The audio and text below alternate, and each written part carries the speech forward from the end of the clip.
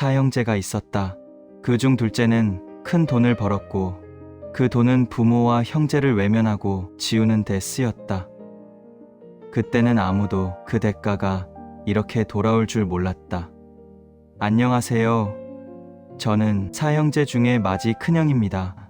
오늘 여러분께 우리 집안의 가슴 아픈 이야기를 들려드리려고 해요. 믿기 힘드실 수도 있어요. 저도 가끔은 이게 꿈이었으면 좋겠다고 생각하거든요. 하지만 이건 실제로 일어난 일이랍니다. 이 이야기는 내 형제에 관한 이야기예요.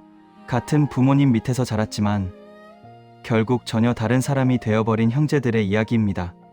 이야기 시작 전에 어디에서 듣고 계시는지 댓글로 알려주시면 계신 곳이 행복한 땅으로 변화되기를 기원해 드릴게요. 우리는 네 형제예요. 저는 첫째고요. 둘째, 셋째, 그리고 막내가 있어요. 어릴 때는 정말 다들 착했어요. 같은 집에서 자랐고, 같은 밥을 먹었고, 같은 부모님 밑에서 컸죠. 하지만 자라면서 조금씩 달라지기 시작했어요. 저는 말이 별로 없는 편이에요. 부모님이 힘들어하시면 묻지 않아도 먼저 움직이는 성격이었죠. 셋째는 눈치가 빨랐어요. 정도 많고 누가 힘들어하면 금방 알아채는 아이였어요. 막내는 늘 형들을 따라다니며 집안 분위기를 읽는 아이였고요. 그런데 둘째는 달랐어요. 어릴 때부터 계산이 빨랐어요. 손해보는 일을 견디지 못했고 사람의 마음보다는 결과를 먼저 보는 아이였죠. 부모님은 그런 둘째를 보고 똑똑하다고 말씀하셨어요. 그땐 그게 칭찬이었어요. 그 누구도 훗날 어떤 일이 벌어질지 몰랐죠. 세월이 흘러 우리는 모두 어른이 되었어요. 각자 결혼했어요. 가정을 꾸렸고 아이를 낳았어요. 저는 평범한 회사원이었어요. 셋째는 작은 가게를 운영했고 막내는 공무원이었죠. 둘째는 자영업을 했어요.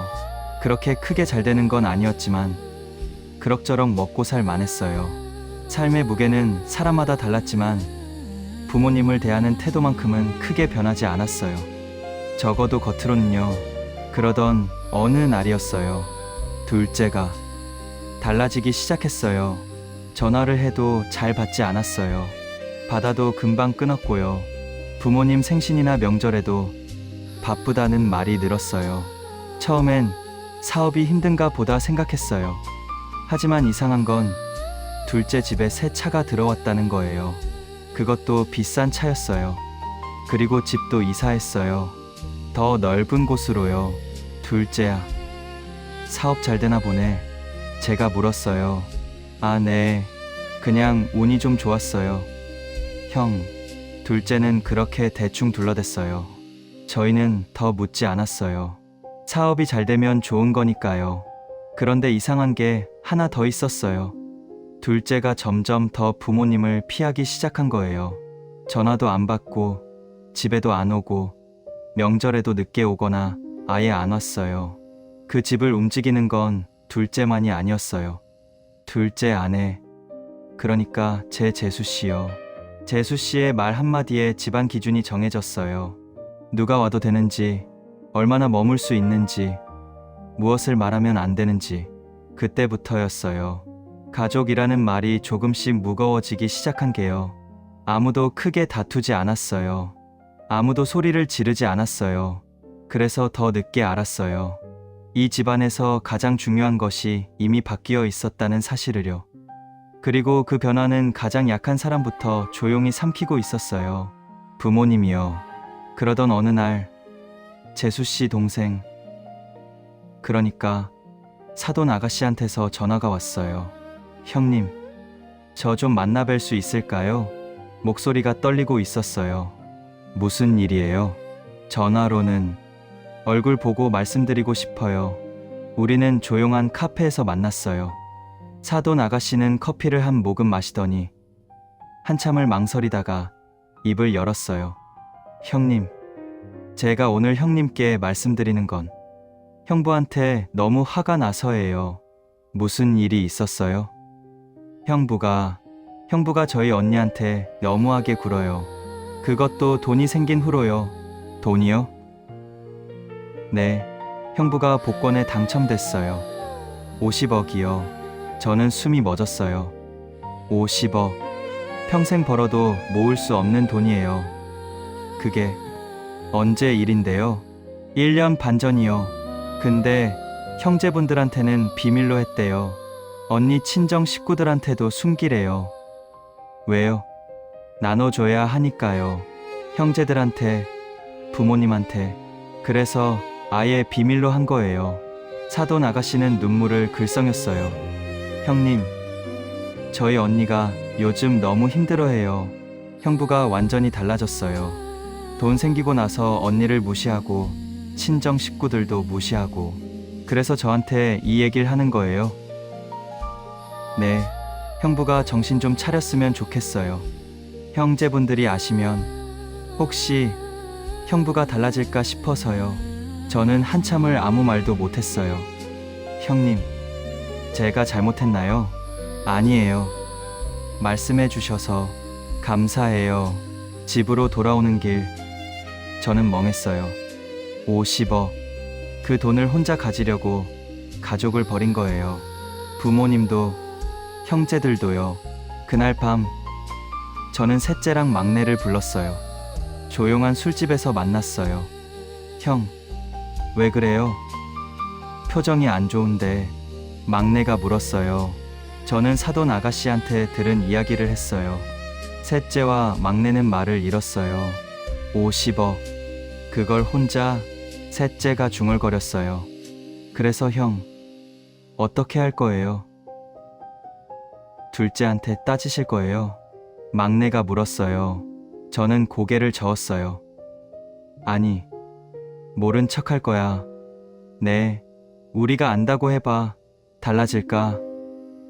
오히려 더 멀어질 거야. 차라리 모르는 척하고 지켜보자. 하지만 형, 둘째가 어떤 선택을 하는지 보자. 부모님한테 어떻게 하는지. 우리는 그렇게 결정했어요. 모른 척하기로요. 그리고 지켜보기로요. 둘째가 과연 어떤 사람인지요. 어머니의 기침은 그 후 몇 개월 지나서 시작됐어요. 어느 날 갑자기 깊어졌어요. 처음엔 감기라고 하셨어요. 나이 들어서 그렇다고 넘기셨죠. 하지만 병원에서는 다른 말을 했어요. 폐가 점점 굳어가고 있다고 했어요. 폐섬유화증이래요. 숨 쉬는 일 하나가 매일 조금씩 어려워지는 병이었어요. 저랑 셋째는 번갈아 가며 병원에 다녔어요. 어머니 손을 잡고 의사 선생님 말씀을 대신 적었어요. 집으로 돌아오는 길에는 어떻게 모셔야 할지 이야기를 나눴죠.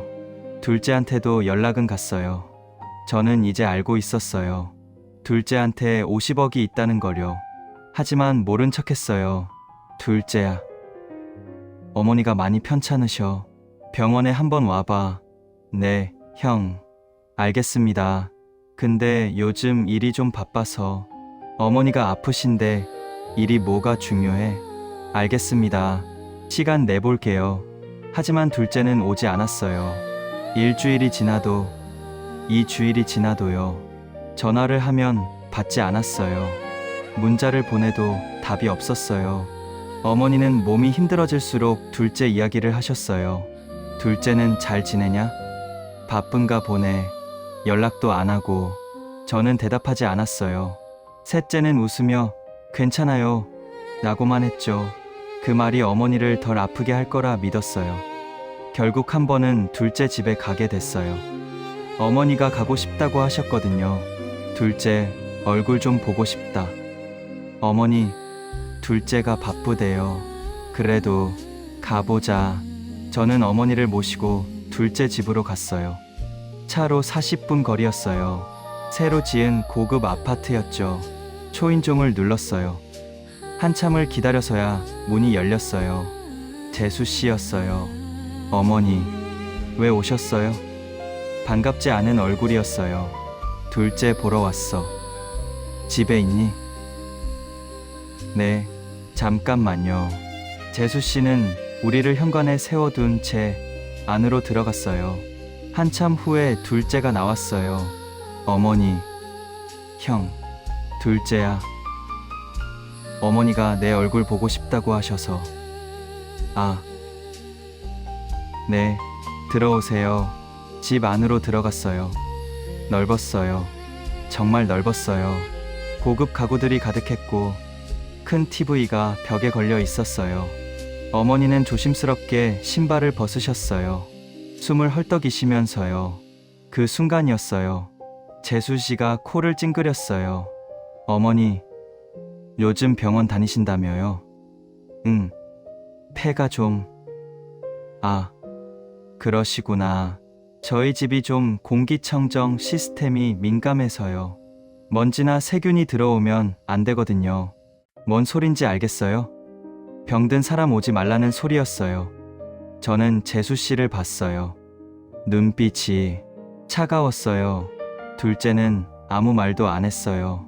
그냥 눈을 피했어요. 어머니, 거실에 앉으세요. 제가 어머니를 부축했어요.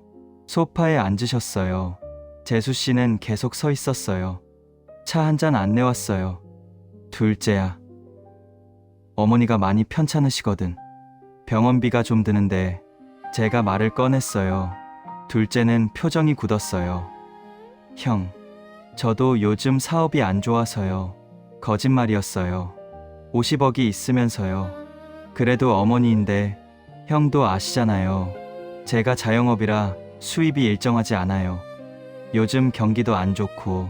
저는 더 말하지 않았어요. 어머니는 아무 말씀도 하지 않으셨어요. 그냥 고개를 숙이고 계셨어요. 우리가 그 집에 머문 시간은 10분도 안 됐어요. 재수 씨가 노골적으로 시계를 보기 시작했거든요. 어머니, 이제 가보실래요? 제가 저녁 준비해야 해서. 오후 3시였어요. 저녁 준비할 시간도 아니었어요. 그냥 쫓아내는 거였어요. 집을 나왔어요. 어머니는 엘리베이터를 기다리면서 한숨을 쉬셨어요. 미안하다. 왜요, 어머니?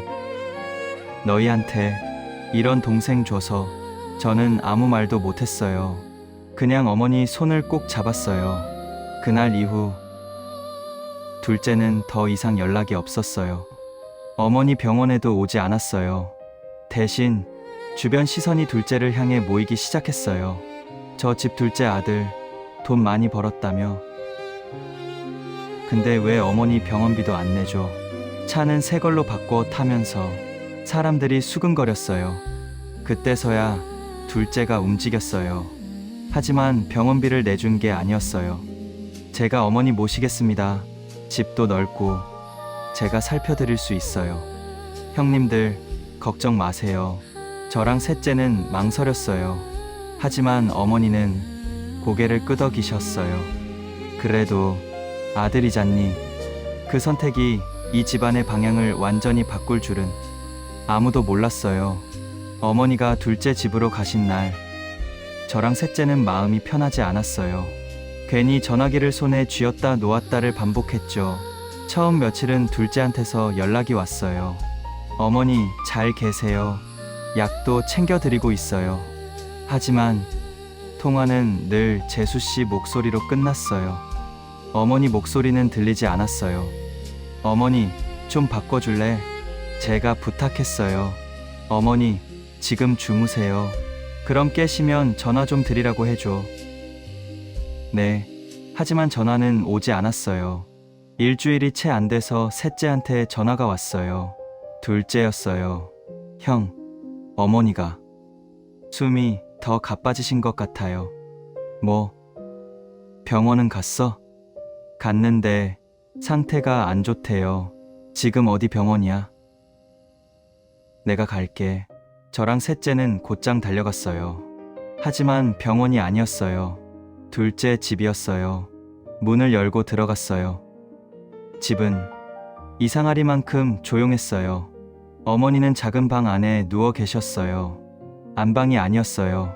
안방은 둘째 부부가 쓰고 있었고 어머니는 작은 창고 같은 방에 계셨어요.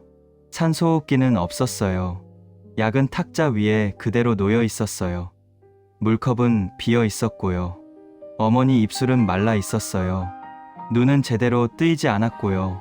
손을 잡으니까 힘없이 미끄러졌어요. 둘째 형, 이게 무슨 짓이야? 셋째가 소리쳤어요.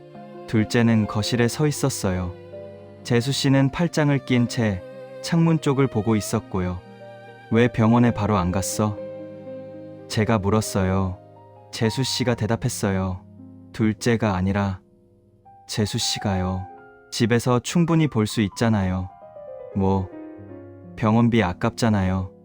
어차피 나을 병도 아닌데. 그 말에 저는 할 말을 잃었어요. 셋째는 더 말을 잇지 못했고요. 저는 둘째를 봤어요. 둘째야, 너 정말 이래? 둘째는 눈을 피했어요. 형, 저도 힘들어요. 재수 씨가 많이 스트레스 받아서. 너한테 돈 있잖아. 저도 모르게 말이 나왔어요. 둘째 얼굴이 굳었어요. 뭐라고요? 복권 50억 당첨됐잖아. 둘째와 재수 씨 얼굴이 하얗게 변했어요. 형이 어떻게 누가 그래? 그건 중요하지 않아. 너한테 돈이 있으면서 왜 어머니를 이렇게 방치했어? 형, 그건 한 푼도 못 쓰겠어. 어머니 병원비조차.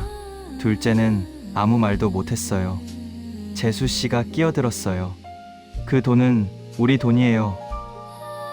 왜 시어머니한테 써야 해요? 형제들이 돈 걷어서 해야지. 왜 우리에게 부담을 줘요?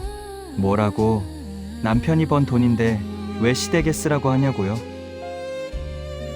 큰아버님과 서방님들은 그동안 뭐 했어요? 왜 우리만 부담해야 해요? 저는 더 이상 참을 수 없었어요. 당장 어머니 모시고 나간다. 네. 형, 넌 이제 내 동생 아니야. 그날 밤 어머니는 셋째 집으로 옮겨졌어요. 구급차 안에서 어머니는 거의 말씀을 못 하셨어요. 집에 도착했을 때 어머니가 겨우 눈을 뜨셨어요. 셋째 손을 잡으시더니 말씀하셨어요. 미안하다. 숨 사이로 흘러나온 말이었어요. 며칠 뒤 어머니는 조용히 숨을 거두셨어요. 마지막 순간에도 둘째 이름은 부르지 않으셨어요. 어머니를 보내고 난 뒤 집안 공기는 눈에 띄게 달라졌어요. 웃음은 사라졌고 말은 꼭 필요한 것만 오갔어요. 아버지는 하루아침에 늙어 보이셨어요. 식탁에 앉아도 숟가락을 오래 들지 못하셨어요. 밤이 되면 거실에 혼자 앉아서 불도 켜지 않은 채 시간을 보내셨죠. 저랑 셋째, 막내는 번갈아 가며 아버지를 살폈어요. 몸은 아직 움직이셨지만 기력이 눈에 띄게 줄어 있었어요. 어머니, 장례식에 둘째는 왔었어요. 밤 늦게 왔었죠. 고급 차를 타고 둘째랑 재수 씨랑 똑같이 명품 옷을 입고 목에는 금목걸이를 두르고 손에는 금시계와 금팔찌를 차고요. 조문객들이 수군거렸어요. 저 사람이 둘째 아들. 돈 많다는. 어머니 돌아가실 때 뭐 했대? 둘째는 그 시선을 견디지 못했는지 잠도 장례식장에서 안 자고 침대에서만 잠이 온다고 하면서 장례식장 근처 호텔 가더군요. 그리고 발인 날에는 장례식이 끝나자 떠났어요. 아버지는 그 모습을 보셨어요. 하지만 아무 말씀도 하지 않으셨어요. 그런데도 아버지는 둘째 이야기를 하셨어요. 그래도 자식이잖니. 한 번만 더 기회를 줘봐야 하지 않겠니? 내가 가보마. 형제들은 말렸어요. 아버지, 안 돼요. 둘째한테 가시면 안 돼요. 어머니 때 뭘 했는데요. 하지만 아버지는 고집을 꺾지 않으셨어요. 이번엔 다를 거야. 어머니 돌아가신 걸 보고 정신 차렸을 거야. 둘째는 아버지를 맞았어요. 하지만 집으로 모신 게 아니었어요. 아버지, 집은 좀 재수 씨가 불편해해서요. 요양원이 더 좋아요. 전문가들이 잘 돌봐드리니까요. 아버지는 고개를 끄덕이셨어요. 자식 말이니까요. 믿으셨어요. 하지만 그곳은 아버지가 생각하신 곳이 아니었어요. 사람이 드문 외진 곳이었어요. 더군다나 요양원이 아니라 정신병원이었어요. 방은 좁았고 창문 쇠창살로 돼 있었고 복도에는 인부 냄새로 가득했어요. 텔레비전에서나 보던 감옥이나 마찬가지였어요. 아버지 휴대전화는 입소 첫날 사라졌어요. 관리해 드릴게요. 재수 씨가 가져갔어요. 통장도 마찬가지였어요. 도장도요. 아버지, 연금 관리 제가 해드릴게요. 면회는 필요할 때만 가능하다고 했어요. 그 필요를 판단하는 사람은 둘째였어요. 아니, 정확히는 재수 씨였어요. 아버지는 3달 동안 누구한테도 연락하지 못하셨어요. 목소리를 잃어가셨어요. 사람 앞에서 말하는 법을 조금씩 잊어가셨어요. 그러던 어느 날이었어요. 한 달에 한 번 청소하러 온 아주머니가 아버지 방에 들어왔어요. 아버지는 2번 정도 얼굴을 익힌 그분을 붙잡으셨어요. 말이 잘 나오지 않는 입으로 도와달라고 하셨어요. 아주머니는 망설이다가 자기 휴대전화를 내미셨어요. 아버지는 손을 떨며 기억나는 대로 번호를 누르셨어요. 막내 전화였어요. 여보세요? 막내야. 나 아빠야. 아버지. 아버지 목소리가 왜 그래요? 어디세요? 여기가 어딘지 나도 몰라. 나 좀 데려가줘. 아버지. 전화 통화하는 중에도 아버지는 흐느끼며 우셨대요. 소리를 내지 못한 채 어깨만 들썩이셨대요. 그 전화 한 통이 이 집안의 마지막 시간을 움직이기 시작했어요. 막내는 전화를 끊자마자 몸이 먼저 움직였어요. 형, 큰형, 지금 당장 모여요. 설명은 길지 않았어요. 저랑 셋째는 목소리만 듣고도 상황을 알았어요. 차 안에서 누구도 말을 하지 않았어요. 엔진 소리만 길게 이어졌죠. 요양원 같은 정신병원은 지도에서 한참을 확대해야 보이는 곳에 있었어요. 사람이 일부러 찾지 않으면 갈 일이 없는 위치였어요. 문을 열고 들어섰을 때 둘째는 보이지 않았어요. 직원은 보호자를 찾았지만 아무도 나타나지 않았어요. 아버지는 방 안에 계셨어요. 몸은 작아져 있었고 눈빛은 예전과 달랐어요. 사람을 확인하는데 시간이 걸리셨어요. 아버지, 제가 이름을 불렀어요. 그제야 아버지가 고개를 돌리셨어요. 눈이 마주치자 천천히 눈물이 흘렀어요. 셋째는 아무 말 없이 아버지 손을 잡았어요. 손은 차가웠어요. 막내는 그 손을 놓지 않았어요. 직원들은 처음엔 절차를 이야기했어요. 하지만 저희 세 아들의 얼굴을 보고는 더 말하지 않았어요. 그날 아버지는 그곳을 나오셨어요. 둘째한테 연락은 갔어요. 받지 않았어요. 재수 씨한테도 전화했지만 연결되지 않았어요. 아버지는 제 집으로 오셨어요. 며칠 동안은 잠만 주무셨어요. 드시는 것도 조금씩이었고요. 몸은 돌아오셨지만 기력은 쉽게 돌아오지 않았어요. 밤이 되면 정신병원 이야기를 하셨어요. 문이 잠겼더라. 불렀는데 아무도 안 왔어. 휴대전화도 뺏어갔어. 그리고 주사만 놨어. 계속 잠만 잤어. 그 말이 끝날 때마다 저희는 고개를 숙였어요. 더 빨리 오지 못한 걸 서로 말없이 후회했어요. 며칠 뒤 둘째가 모습을 드러냈어요. 형, 왜 이를 키워요? 아버지 편하게 계실 수 있는 곳인데. 저는 둘째를 봤어요. 너 진짜 그렇게 생각해? 네. 형, 무슨 아버지가 뭐라고 하시는지 들어봤어. 휴대전화 빼앗고 통장 빼앗고 연애도 못 보게 하고, 그리고 그게 요양원이야. 정신병원이잖아. 형, 아버지가 헛소리하고 한 얘기 또 하고 또 하고. 그래서 병원 결정은 애 엄마가. 재수씨 핑계 대지 마. 너도 같이 한 거잖아. 왜 그걸 못 말려? 그리고 자식이 너 혼자야. 왜 우리랑 상의 안 했어? 둘째는 아무 말도 못했어요.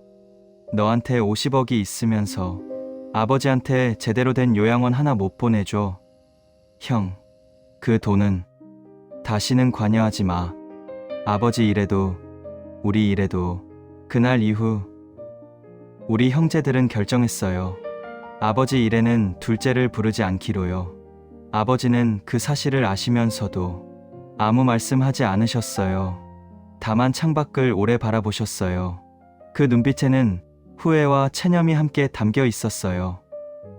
내가 잘못 키웠나 봐. 작게 중얼거리셨어요. 그리고 아버지의 시간은 생각보다 빠르게 저물어 가고 있었어요. 아버지는 집으로 돌아오신 뒤 예전처럼 말씀이 많아지지 않으셨어요. 창가에 앉아서 햇빛을 쬐는 시간이 늘었고 잠에서 깨면 여기가 어디냐고 물으셨어요. 저는 아버지 식사를 챙기며 같은 말을 여러 번 반복했어요. 지금은 집이에요. 아버지, 이제 걱정하지 마세요. 셋째랑 막내는 하루에도 몇 번씩 들렀어요. 괜히 안부를 묻고 괜히 손을 잡았어요. 아버지 손은 점점 더 가벼워졌어요. 어느 날 밤 아버지가 막내를 부르셨어요. 가까이 오라고 손짓하셨어요. 목소리는 거의 들리지 않았어요. 막내야. 네, 아버지. 미안하다. 왜요, 아버지? 너희 형제들 똑같이 사랑했는데. 알아요, 아버지. 왜 둘째는 저렇게 됐을까? 막내는 고개를 저었어요. 아버지 손을 꽉 잡았어요. 아버지 잘못 아니에요. 그래도 내가 잘못 가르쳤나 봐. 그날 밤 아버지는 오래 잠들지 못하셨어요. 며칠 뒤 아버지는 조용히 숨을 거두셨어요. 요란한 순간은 없었어요. 아침 햇살이 방 안으로 들어오던 때였어요. 장례식장은 어머니 때보다 더 조용했어요. 조문객들은 저희 형제들 얼굴을 번갈아 보며 말을 아꼈어요. 둘째 부부는 이번에도 늦게 나타났어요. 재수 씨는 검은 상복이 아니라 빨간 캐시미어 롱코트를 입고 왔는데 곧 호텔에 가서 자야 하니 상복도 입지 않겠대요. 곧 갈아입을 건데 왜 입냐고요. 이번에도 금붙이 장신구는 여전히 둘렀고 반짝이는 명품 핸드백을 들고 보란듯이 식탁에 올려놓더군요. 조문객들이 수군거렸어요. 저게 둘째 며느리. 장례식장에 저렇게 와. 버릇이 없네. 둘째는 그 시선도 개의치 않고 조카들에게 농담이나 던지고 있었어요. 재수씨도 마찬가지로 조문객이 별로 없다는 둥. 장례식장 음식은 요즘 맛있다는데 여기는 맛이 없다는 둥. 정말 사람이라고는 생각하기 어려운 말들을 서슴없이 내뱉었어요. 절을 마치고 나서도 그들은 움직이지 않았어요. 상주가 해야 할 일에는 손을 대지 않았어요. 조문객 맞을 때도 식사 챙길 때도 그냥 구석에 앉아 있기만 했어요. 장례가 끝날 무렵 제가 입을 열었어요. 둘째야.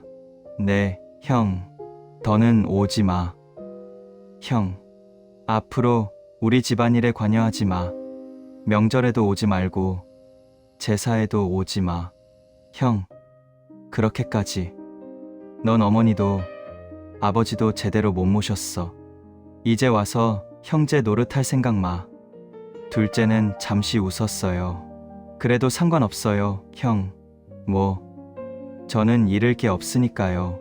돈도 있고 집도 있고 형들 필요 없어요. 그 말에 재수씨가 둘째 팔을 잡았어요.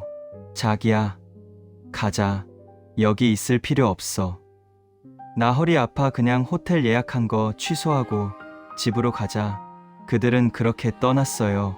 조문객들이 저를 봤어요. 큰아드님, 괜찮으세요? 네, 괜찮습니다. 하지만 가슴은 아팠어요. 어떻게 한 배에서 나온 형제가 저렇게 될 수 있을까? 그날을 기점으로 둘째는 이 집안에서 완전히 사라졌어요. 하지만 이야기는 거기서 끝나지 않았어요. 장례식 이후 저희 세 형제 삶은 다시 각자 자리로 돌아갔어요. 부모님 집은 정리되었고 명절에도 더 이상 모일 이유가 없어졌어요. 아니, 정확히는 모일 수 없었어요. 둘째가 없으니까요. 둘째 소식은 한동안 들리지 않았어요. 저희도 일부러 묻지 않았어요. 이미 끝난 이름이었으니까요. 시간은 공평하게 흘렀어요. 누구한테도 멈춰 서 있지 않았어요. 1년쯤 지났을까요? 먼저 들려온 건 둘째 집안 아이들 이야기였어요. 발 없는 말이 천리 간다고 이야기가 건너서 제 귀에까지 들어왔어요. 큰형님, 들으셨어요? 둘째 아드님 집 애들이 많이 아프대요. 아프다고요? 네, 큰딸애가 이혼했고 슬슬 아프더니 병원에서도 병명을 모르겠대요. 둘째 아들도 계속 비만이더니 이제 20대 나이인데도 당뇨가 심하게 와서 합병증까지 생겨서 어쩌면 양발을 절단해야 한다는데 병원에서도 손 놨다는데 둘째의 아이들이 병원을 드나든다는 말이었어요. 검사와 치료는 반복됐지만 뚜렷한 효과는 나오지 않았대요. 병원 대기실에서 둘째는 처음으로 고개를 숙인 사람 얼굴을 하게 됐대요. 돈으로 해결되지 않는 시간이 그를 묶어뒀어요. 그 무렵 더 큰 일이 터졌어요. 재수 씨한테 사고가 난 거예요. 차 사고였어요. 비 오는 날 과속으로 달리면서 휴대폰 통화를 하다가 중앙선을 넘었대요. 마주 오던 트럭과 정면 충돌이었어요. 차는 크게 부서졌고 사람은 돌아오지 못했어요. 장례는 조용히 치러졌대요. 재수 씨 친정에서 치렀고요. 둘째 집에는 찾아오는 사람이 많지 않았대요. 저희도 가지 않았어요. 연락도 없었고요. 연락 왔어도 당연히 안 갔을 겁니다. 막내가 얘기했어요. 형, 그래도 지금이라도 위로를 전해야 할까? 왜? 그래도 나에겐 형수님이고 형에게는 재수씨잖아요. 재수씨 맞아. 하지만 우리 어머니가 아프실 때 뭐 했어? 우리 아버지가 요양원에 계실 때 뭐 했어? 막내는 더 말하지 못했어요. 재수씨가 떠난 뒤 둘째 집은 급격히 기울었어요. 아이들 병원비가 늘었고 가지고 있던 빌딩에 임대 공실이 늘어났어요. 빌딩 매입 때 융자 받았던 은행에 이자도 못 내어서 결국 빌딩은 뺏기로 집으로도 차압이 들어오고 결국 길바닥으로 나앉았다는 얘기까지 돌았어요. 믿었던 사람들도 하나둘 연락을 끊었대요. 그동안 둘째가 외면했던 사람들처럼요. 50억이라는 돈으로 시작한 부도 끝이 있었나 봐요. 사업 실패, 잘못된 투자, 사기, 돈은 빠르게 줄어들었어요. 설상가상으로 재수씨 가족들마저 태도를 바꿨어요. 형부, 우리 언지 보험금 어떻게 되는 거예요? 아이들 양육비는 형부가 책임지셔야죠. 우리 집안 재산도 정리해야 하는데 형부라 부르던 말은 점점 사라졌고 책임을 따지는 말이 늘었대요. 둘째는 자기 집 안에서 가장 말이 통하지 않는 사람이 됐어요. 집은 작아졌고 차와 금모기도 당연히 사라졌어요. 전화벨은 점점 울리지 않았대요. 몇 해가 지나자 둘째는 예전 모습과 전혀 달라져 있었어요. 옷은 낡았고 말투는 조심스러워졌대요. 그제야 그는 저희를 떠올렸나 봐요. 연락처를 다시 눌렀대요. 한 번, 또 한 번. 하지만 전화는 연결되지 않았어요. 저희 새형제는 둘째 번호를 차단해뒀거든요. 그가 버렸던 시간은 그를 기다려주지 않았어요. 어느 비 오는 날이었어요. 제 집 앞에 낯익은 사람이 서 있었어요. 우산도 없이 비를 맞고 서 있는 모습이었어요. 둘째였어요. 예전 기세는 없었어요. 어깨는 축 처졌고 신발은 낡았고 옷에는 얼룩이 묻어 있었어요. 저는 문을 열었어요. 한동안 말을 잇지 못했어요. 둘째는 고개를 깊이 숙였어요. 형, 미안해요. 정말 미안해요. 몇 번이나 반복됐어요. 무슨 일이야? 제가 차갑게 물었어요. 형, 저 좀 도와주세요. 뭘? 아이들이 너무 아파요. 병원비가. 돈 달라고? 네, 제발요. 형, 저 정말 급해요. 저는 웃었어요. 너한테 50억 하고 빌딩도 있잖아. 그건 다 없어졌어요. 어떻게 사업 실패하고 사기도 당하고 코로나 때 공실로 빌딩도 날아갔어요. 그래서 형, 제발. 아버지 요양원비는 아까웠으면서 둘째는 말문이 막혔어요. 어머니 병원비는 왜 안 냈어? 형, 그때는 제가 잘못 생각했어요. 잘못 생각한 게 아니야. 너는 선택한 거야. 부모님보다 돈을 선택한 거지. 형, 제발 한 번만. 아버지가 뭐라고 하셨는지 기억나? 한 번만 더 기회를 달라고 하셨어. 근데 너 뭐 했어? 둘째는 고개를 숙였어요. 돌아가. 형, 다시는 오지 마. 저는 문을 닫았어요. 둘째는 그 앞에 한참을 서 있었어요. 비는 여전히 내리고 있었어요. 셋째랑 막내한테도 같은 일이 있었대요. 둘째가 찾아갔지만 문을 열어주지 않았대요. 대신 침묵을 선택했어요. 둘째는 아무 말도 하지 못한 채 그 자리를 떠났어요. 며칠 뒤 누군가를 통해 소식이 전해졌어요. 둘째가 어디로 이사 갔는지 조용히 사려졌대요. 아이들은 재수씨 친정에서 키운대요. 저희 세 형제는 그 소식을 두고 서로 이야기를 나누지 않았어요. 각자 마음속에서 이미 결론이 나 있었으니까요. 부모님 사진은 이제 한자리에 놓여 있어요. 저는 가끔 그 앞에 서서 짧게 인사해요. 아버지, 어머니, 잘 살고 있어요. 서로 의지하며 지내고 있어요.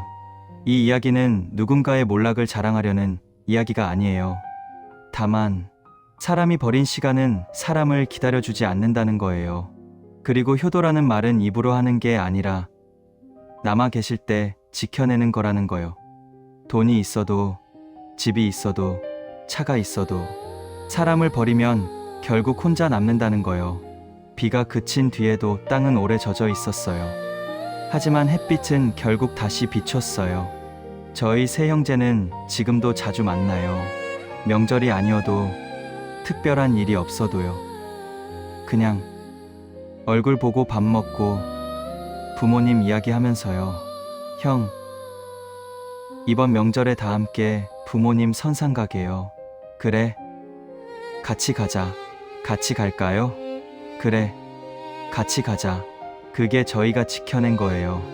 작년 추석에 둘째가 산소 근처에 있었대요.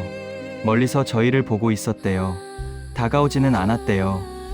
그냥 멀리서 보기만 했대요. 저는 못 본 척했어요. 셋째랑 막내도 마찬가지였고요. 이미 끝난 인연이니까요. 여러분, 제 이야기를 들어주셔서 감사합니다. 부모님이 살아 계실 때 돈이 아니에요. 시간이에요. 함께 있어 주는 거예요. 나중은 없어요. 정말로요. 50억이 있어도, 빌딩이 있어도 부모님 한 번 더 볼 수 없어요. 손 한 번 더 잡을 수 없어요. 목소리 한 번 더 들을 수 없어요. 그걸 너무 늦게 깨달으면 둘째처럼 됩니다. 혼자 남습니다. 감사합니다.